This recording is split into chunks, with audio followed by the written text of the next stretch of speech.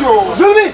Nobody no yam TV children TV wananga wa step pano ni online TV.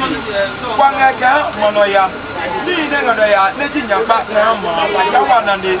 Ko ne wana man ko to ma me anu ke anu na ya na ne pene anye ne apha.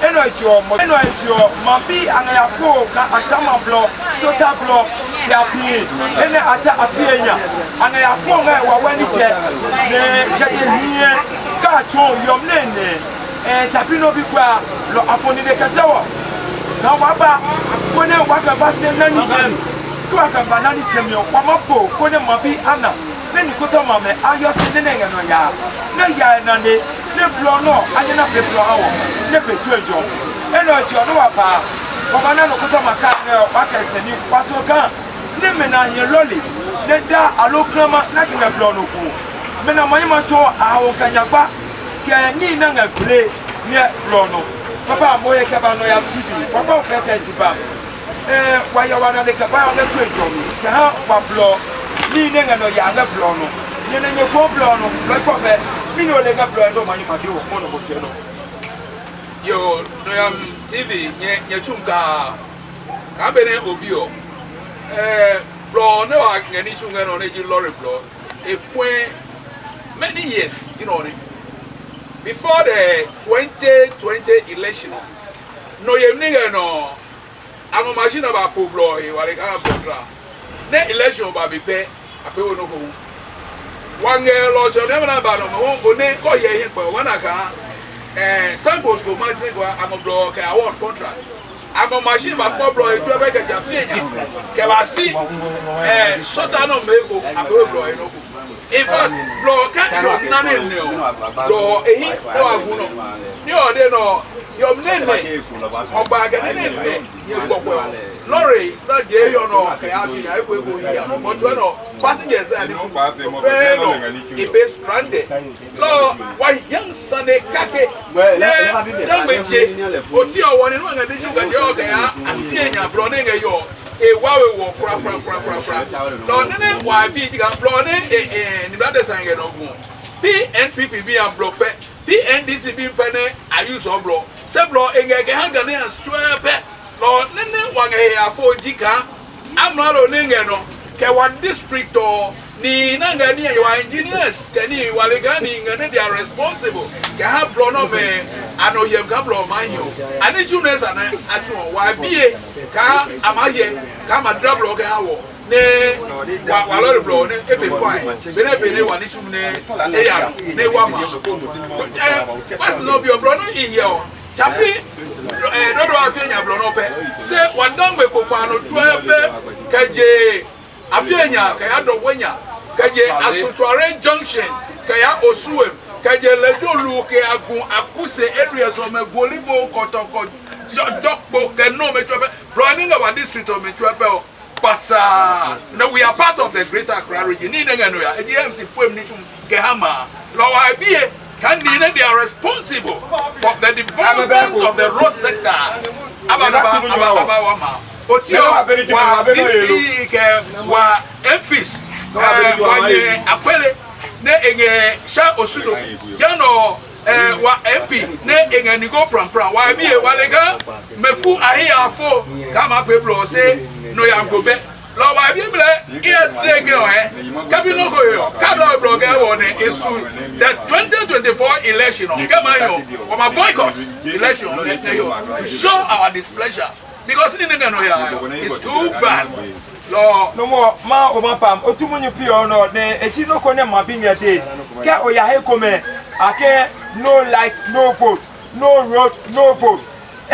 echi munyu ne echi ma bi anyapa samenya ke ko point no ne obega hi no igba mo pe ka sipa otumunyu no chomplo come ne no du atwepa no kwale wa ma college ma flo no me kakaka no waka papa yeyi kan ma bi alo ni ko to ma hu anatuebo kan wa pro no me twebe ne wa popa no na efun ke asu go to apale ma ba ne ke no ko ne adase no ma to ko pepe ta no ne ka go kan pro e posita papa no ko ka kike no sini chire no ngelo ma dinge sana no bi lo leja no be no so emano ya kawa yo wanaka hey fu ngana adrabro me na he ko me awono asfa lo ka ji kama bi o me makesi na madege no road no motor he ka bro ne da no da bai so no more money echomo saminya ejaka yo mi no eji Ashama Junction taxi station allo taxi bi a union ne angayo ne ayoka boawo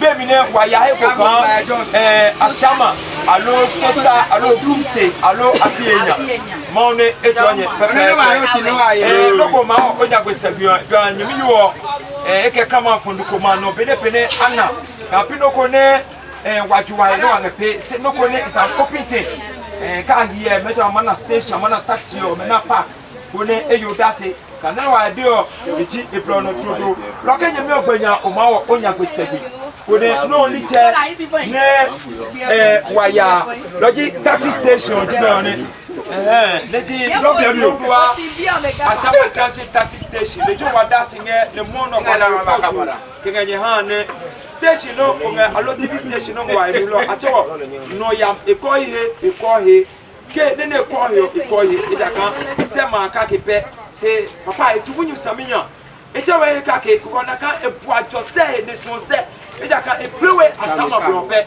se je plan he fu ne epue ke no ko chie e madeke le taxi driver chie allo station master chie ne Ashama bro kam se do Ashama bro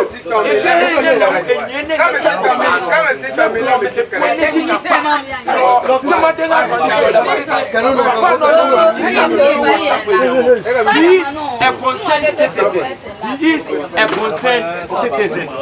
Onelo le komene emansi atonya kan lo ne yeji o lo le no me ata ju ebeke a shock scanning e paper sa da mo tu piani ke gbogbo atonya kan aga mechanics ya ne wa chele peter drame na nga lo le dra papa mono mai ma do wo meneji anu kwali o ne ge no ka ko lo le me na park ne mansi ni chunu wa ga chunga bro no yo no si bem so aga ne bro hi ejo ka ohia lorry keje yodo no ya Afienya mi no ne omasu wa shock absorbers wa ni ge lorry si that day keni trepe pasano angekwe lorry so be ku megene anya wenyu ka wa astra me ke no me ka yom ne no ga no wata bi bet keke ichop nyo so wangebo no wa bie ka in fact e ma pay wanibeli alo wa dikotoma ina nga wa blowing ke wa lorry ni tumnya e ba hiame ka amadrablo ke hawo ka pe blo ke hawo wa ma vote ka me same la nya ke to ka manibeli o me maniewe ma de no road no vote ma support me bochum nene mochum otumunyo munyu no etu echi anokwale kabena wa munyu tu no wa lo le plan munyu wa etu one doko pro politics de yo se lo le plan munyu wa etu eja kan eji wa hian ko ba nyagba bueno ke ko ya ene ache Ashama o mo we lo le mo pete o mo we lo le mo pete o mo we lo le ke oyibi ke to oyibi ke ya kacheka Apollonia ke ya tabeka loko romance ene ache Ashama logine taxi driver store no mape jeha ete kura you need to ka amo brodo ke ha contract says within the 3 years or no go ya no need to ka age bro be no what's the ila bi jika no ka baba so is it to deceive the public aga mazika aga wo bro allow me dino wanga no na bro no saminya lo why ba pepe ne sa pe mi o stilo ama na ba pe ne aga wa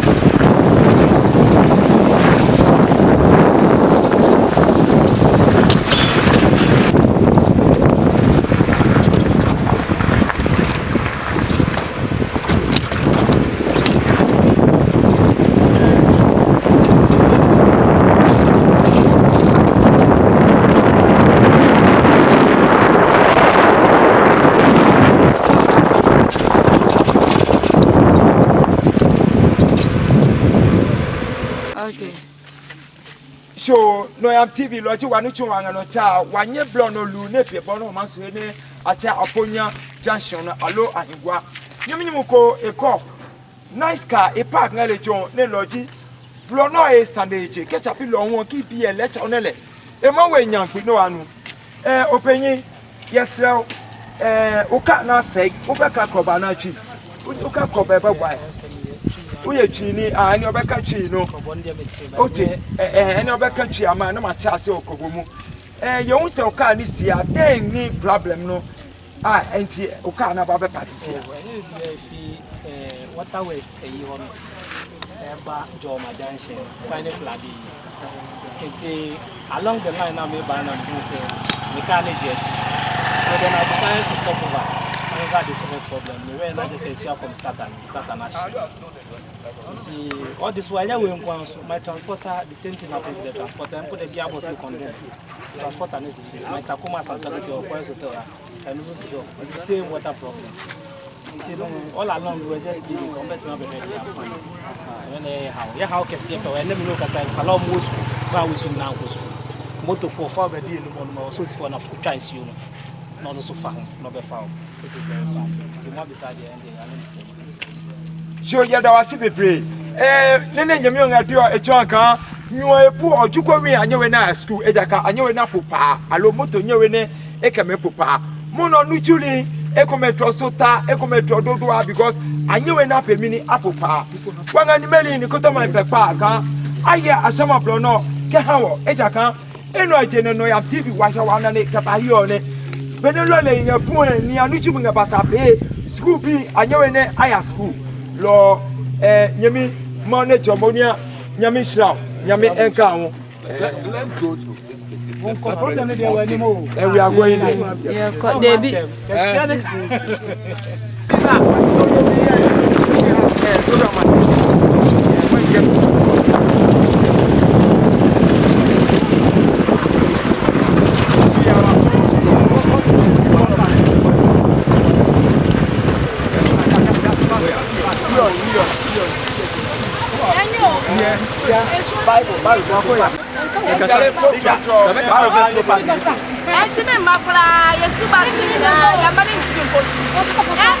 where they are born, yes,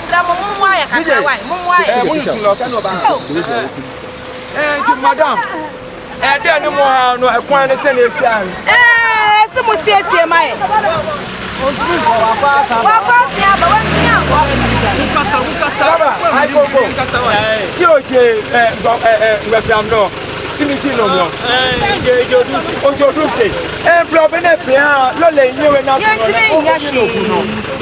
community ne o na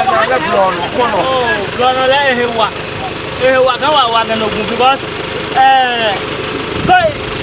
passenger nga bro ne lo le ko ye let me big out mangu he wan ka wa me bo o be ko ko e wa ma wa me bo ne o na ka lo le nga po miniji nya pa de ke ba la mo le sara ba he na ape bro no bo because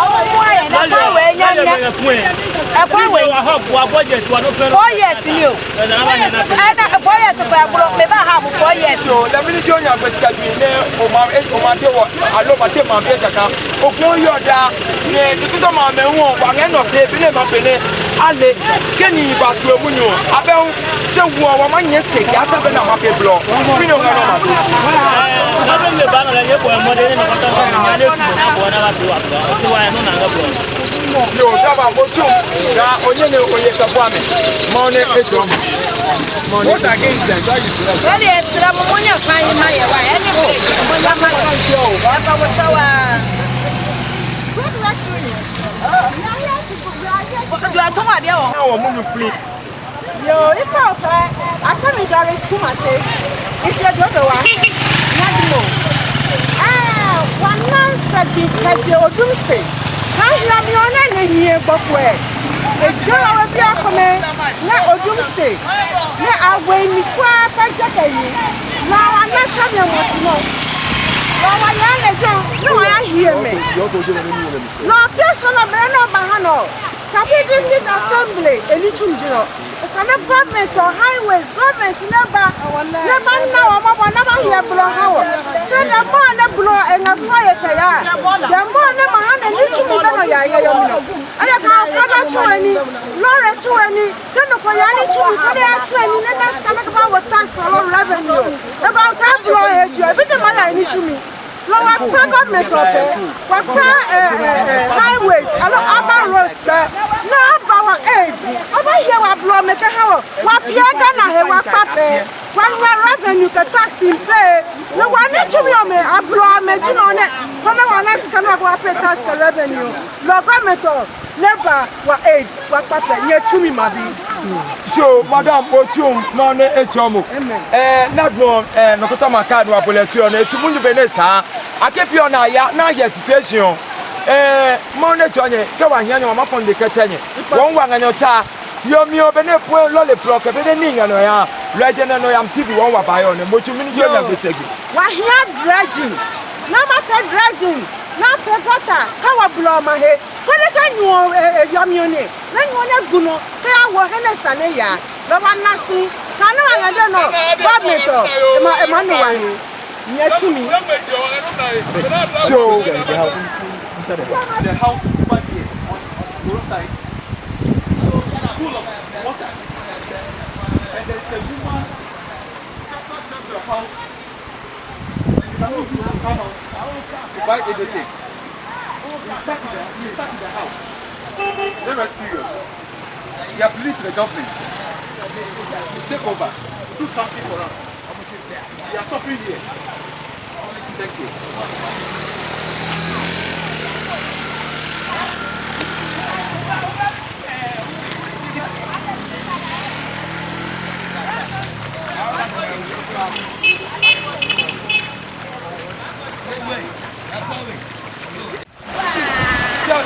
she's doing the duty. Yo.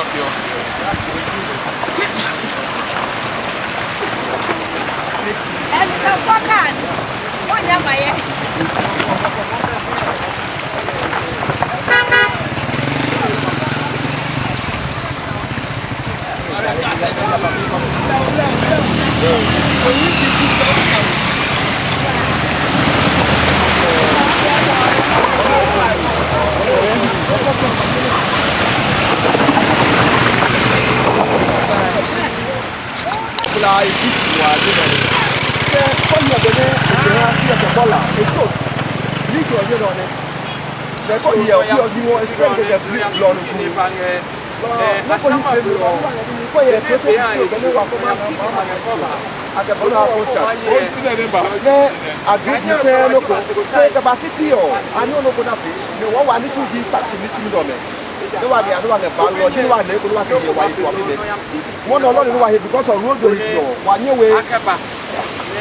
Purpose get you know what you want your money. If you go and you police get up man what to get. I am sitting in a problem no go dey nene o na ba dey on dey block so dey anyana wa wo ko dey anyana double ko wa ni wa ye na ba go dey I want to know say can go wa nice na go dey go wa no be if you dey am you to all your phone pass there with you just the boss the one go to you you know you so apa your best no no apa na here wo aja ka wa go for you wa dey ka go dey go you me as a big when of you go allow do wa go cha sha is no go aja ka ya Afienya for ba cost ka 25 cedi allow ke no ba na ya 20 ka loko no go ma Afienya ja eya no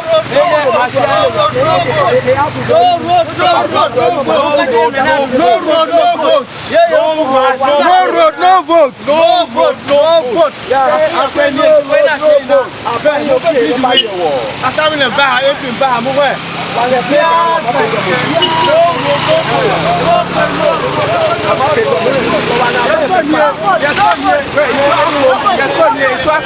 yeah, red one, no. It's welcome. The Piazza. Yes, Stone here. One stone. And in here, it's welcome. The Piazza, a copy in the problem. Yaman, yeah, for. Yeah, I pick up a Yaman of just stop and still a story. Also, Mubaya, the Piazza happy. And me, who first away.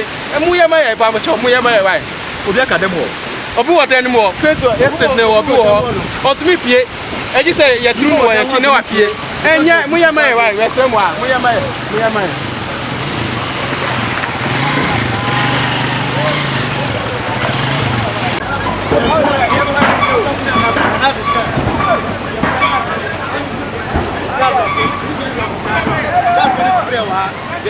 hai na mu tu ti ye yi ko wa sala bi biya e wo o tu mu we o ni ku ba ti ye kra ye ne yi we na so mu asu ba no hai na do ke tu ya so ti ka do so ni bre hai na ni de se je so ni bre wa ye ye ko ba ko ni na se ko da ye ha no ni na mu tu ti hai na se ko ni bre ha ni na hai na se hai na se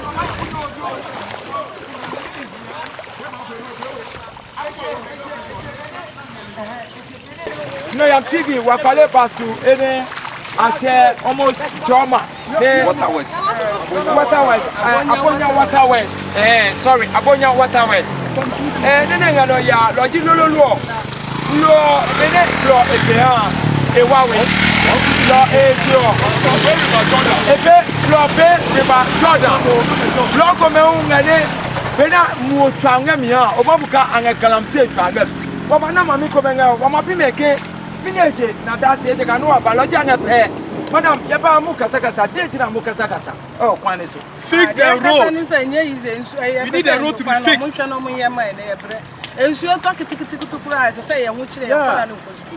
No money now. It's your own bomb or the government. Why you show up? No, and young girl. It's your client to me and to cry. You're planning not to be. Or move for school. It's your surrounded by a middle surround. Ocean on boy. Yes, yes, someone. Akola wi ejina on chain date na akola no by this time on go school ah oni so chain show nu but on showing intimate we go school one and then why I am attached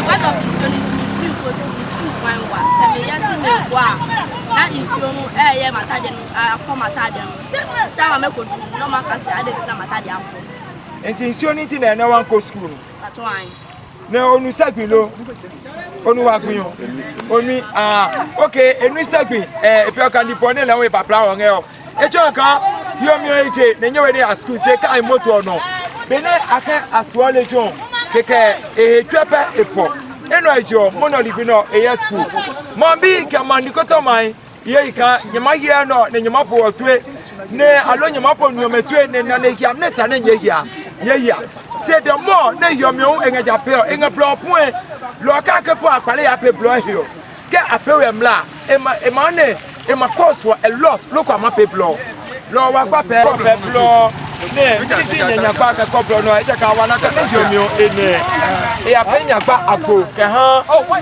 odum say allo Afienya ke stota ke bata dodo asama jashi de George yo fini ne yo o ma de o mefa video Afienya very poor. So me passa. Je fais pas poste porte non. Il nous fait que jamais. Là le collègue le ma. Amu boy pa. Lo wana kan igbo pe no wo gu no bo. Lo wa sakan wa nga go me to pa ne le wa kan ni ba wo ma pe bro. Ka pe wa ma pe wa se do mo. Lo wa sane go me to ne ba wa wo. Se ni kra. Pio ni fu na de ke bro no apewe ole ama pe demonstration na che fix the road. Mo mi no nu ngai. Munu jase anakwala sana wapi because kwa po ja nikoto mame abanya na amababa na mapi blo yo mo chum wadasinga Abonya Waterways enma mi otututu mabi mayo dase blo no eji main road kaje Afienya to what we call Dodowa blo pe pasa blo anyewe na kuno sikubi nyewe ne aya school school be nyewe ne aya school lo ji pia na no adasi no ni na ma ya nuchum anyewe na ya ni ne amaya school anyewe na ya lo wangam na do pepa ka ene suo eje na ne e ba ye Afienya Dodowa road Afienya Dodowa road azoto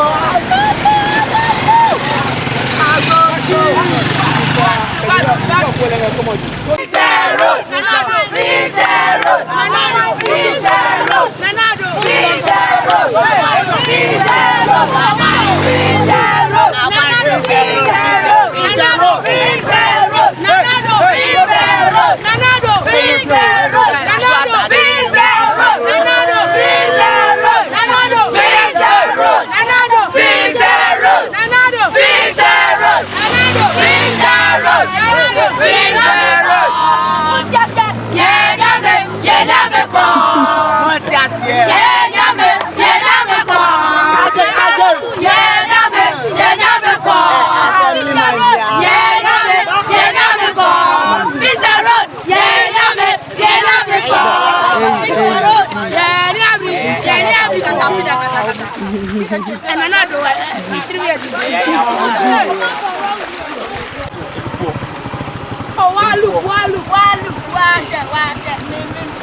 Yo no ya TV. Why can ni ne wa ga benge ro mu no.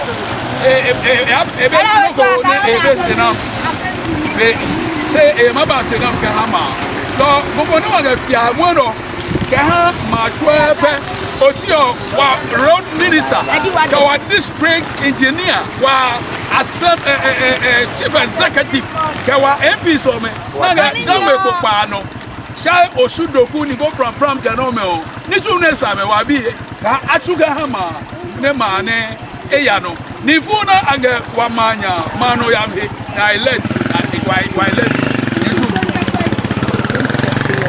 bro ne ya kaje ne nya ya no enga no jalu ke ho Afienya ya ka osu odumse na bridge on e jodomi loroko epui look at the water full of water. Now, I talk against Famio. You saw the popular trouble coming on and no coming over Kulu, Kajayokama, Jalo, no one wants to back a channel, Japan. Don't know a very banana, a lot of lawyers here, Kayane. And Anale, the man local, the money, the Nimapo. No brother, a boy, another one day, can any bloma, I do it. Ka blono epo la wa wa ga ego confia wa blo epo na nado wa go amane bo. What is the road minister doing?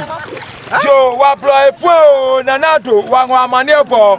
Mochum no am TV wa ma da blonya tom no ne assemblyman ke ha area no mi o alo akucho no mi o le mu ehia idande. Jano say DCE honorable Fredo Fair wa go pepa kan Afienya pi alo hena cha mobile alo Dodowa Afienya road e paper sapasa kemo cho yona ne dopa o mana ne ngado ya do wango pepa ko nyeya nyenane minister for parliament honorable Linda Akwelo Okuru wakanye pe mom dikoto mame kami machan tuebe wakwa pe nyebe kake nyeya nane nye blono ya wo se wangano na nge Dodowa Afienya to Dodowa Road, Afienya to Dodowa Road, Nyechum. Oh my magic. Ubeti bakasa. Enya kwan no. Kwan na enya o, enya kwan ye. Leke fon no. Kasa. Ye kwan na enya. Ye ko market ye ntimi. Nsi o ka ye ntimi mpie. Madam, usi mo ko market a mutimi enko. Ye ntimi afenso. Ye nsi ni to se ye mani mo mutimi ko. Na kwara ni mo akafie. Say 1 week kla omu wo fie. Na the way kwan ni ye no. Ena market dey ka bia anko. Ka bia amba. Inti ye bre pa. Mu shama ye bre. You have to close this road. Maybe na say you trying to get the obi am be fa bio. Ka bia ampa moto bia ampa na mu mpanyifo no no be. Na ye be dey didi. Kwame Nkrumah time road we never ho. What our leaders do. So that's all I have to say. Yes, I be see one way anymore. Government work a bia no minister no any politician will be about one. Thank you guys. But my minister of motor from Hanum to market I'm taking out 20. I didn't tell you 20. Because of finding maybe I'm motor to mass anytime. I said so I'm I say almost 170 when I took out to the market, I'm taking 20. That's my part. And Timonia Mana SS and India also fair no one to. Exactly, that's why. You know, way in your say, as a one on by a jacket block hour. No one talk a come on a point and papers are costing them a lot. So this road must be constructed immediately. Wapa money put on my best Samia. Get a name, allo, and real. Let no TV, one up there go. Yata bene blono. amape ya ka one man no yam ne eji wanyagba wa heartbeat lo logo no am TV e baane one na nga charge eke 20 cedis so ebe nye one anga charge eke 20 ola ebe na dan wa ke kan no e ma lo nye ye na ye ka kwa ye chum. Thank you. I hope it's enough. We can go. Wow.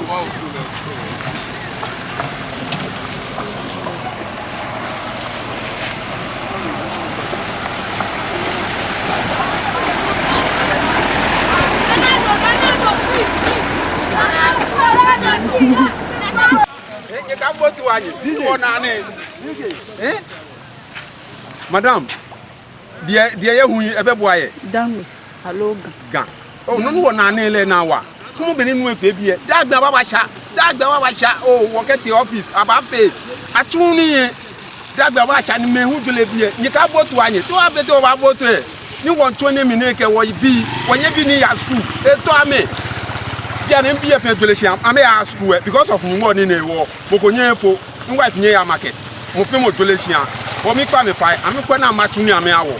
Kodika wo votu ha me wonye ame se keke eja. Wo ka balaka me ba tun he ni hu. Ka ba tun we ni le ba wonye wo votu ha me. Wo fo wa ima mi na kan. Ni me unwie demonstration no hu to call it. Oh no ka me ke ba ni sumo because am e bon gbe na ewie mo je ngene na me ka mafia.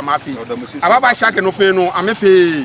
Yo ka me ba na afe no hu e. Be hu ehi because je ngene a start. Ni ke aba fe mo ko ke voting lo mo aba ka dum shaka mo ko vote ha mo ko e bie le ba gba ona. Nye yo adon. Alright.